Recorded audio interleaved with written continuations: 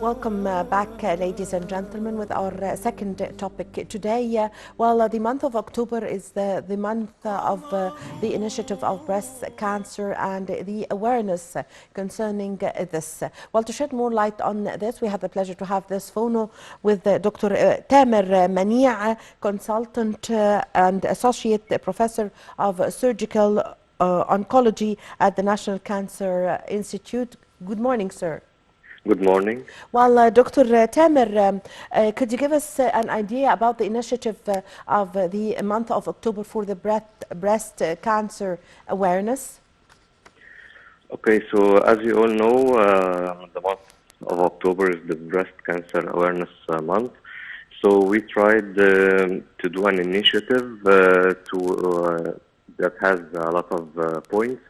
So the first point is that to encourage people to know more about breast cancer through giving them the information about breast cancer in a very simple way.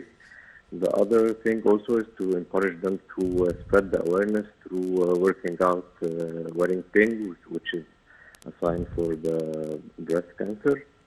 And the third also is to try to help hospitals like National Cancer Institute and other hospitals through making small donations to help them improve the quality of service. So how do you, doctor, spread this awareness? Is it through a conference that is held during the month of October, or seminars that are held in hospitals and institutes and centers? Okay, so we do some awareness sessions in many places like companies and clubs and corporates to spread the awareness. Also through our page, we, as I said, we just put simple details or simple videos about breast cancer so that people can see them and know, because a lot of people are afraid of the word cancer, but we try to simplify it and to stress about the importance of early detection, because early detection can improve the cure rate and can reach up to 98% in the early stage. So that is why it's very important to highlight this topic. Yes, yes. So, doctor, what are the problems that faces the mentality of the culture of the Egyptian woman concerning the early tests or the importance of checkups? What would you say about this? Okay, it's not also only in Egypt. It's also around the world. Everywhere. Also. Yes. Yeah, Why? And it doesn't really why do you think this?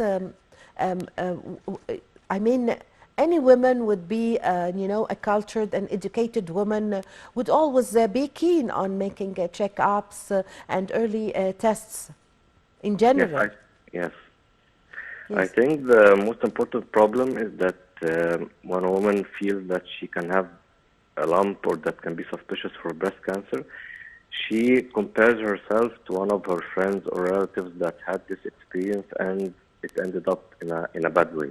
Yes. So she's afraid to confront it, so that she thinks that she'll have the same destination or destiny of what happened to her.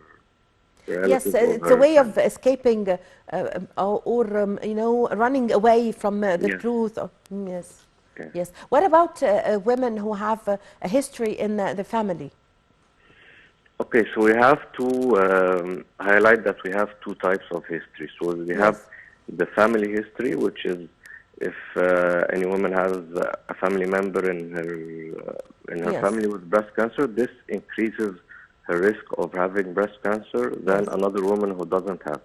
But we have another factor, which is the genetic factor, because 10 to 15% of breast cancers are caused by genetic causes due to mutations that cause in the genes inherited either from the family through the father or through the mother. So these we have to be careful with them, because we can do like some genetic tests, like the one that Angelina Jolie did, and because these women can have, if they have this mutation present, they can have up to 80 to 90% chance Yes. of having breast cancer during their lifetime. Yes. But these genetic causes, we only think of them if they have like a first degree relative that had breast cancer in a young age, or if she has a lot of relatives, but one of them should have breast cancer at also young age from less than 45, or other conditions like if a woman has a family member that has breast cancer in both breasts, or Yes. if a woman has a family member that had breast cancer and he is a man, not all. Because Yes. maybe not all people know, but breast cancer also happens in men, but in a very lower incidence than women. Yes. Doctor, what is the theme of this year's initiative? Well, it's mainly we got boxing gloves to. It's a symbol like we're fighting cancer. Yes. Together with the other things that I said, that we work out in pink and also do a donation. It's called the Delivery Change Challenge. So if we take if we buy anything from the supermarket and it comes to Yes. home delivery, the change we put it in a small box, and at the end of the month we can donate it to one of the hospitals that treat breast cancer. Yes, Doctor, what are the activities that are taking place during the October month as we are spreading the awareness of the early checks for the breast cancer? Well, there are a lot of activities throughout the country from a lot of institutions, and there are some sport activities, some institutions organize marathons, runs, also musical concerts. So the whole point is that we stress that we have to acknowledge the importance of early detection for breast cancer, and we do not get afraid from having a checkup. Yes, Doctor, what are the ministries, the councils and the institutions that are making a kind of coordination between the initiative and these ministries? Could you name some of the ministries or the institutions?